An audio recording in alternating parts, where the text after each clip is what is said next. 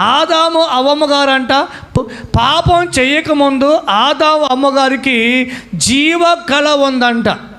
జీవ కళ అంటే వాళ్ళు నిత్యము జీవించేటువంటి కళ ఉంది.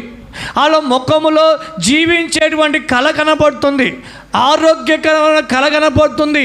ఎప్పుడైతే వాళ్ళు పాపం చేశారో అప్పటి నుంచి అంట వాళ్ళు ఏ కళ ఉంది అంటే చావు కళ వచ్చింది. ఏ కళ వచ్చింది అంటే జీవ కళ పోయి వారికి ఏమొచ్చింది? చావు కళ వచ్చింది.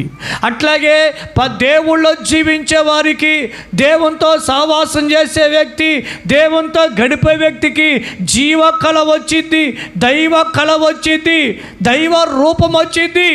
అదే పాపముతో సహవాసం చేసే వ్యక్తికి, పాపములో నడిచే వ్యక్తికి, పాపముతోనే వారి యొక్క సమయాన్ని గడిపే వ్యక్తికి ఏమొచ్చింది అంటే చావు కళ వచ్చింది.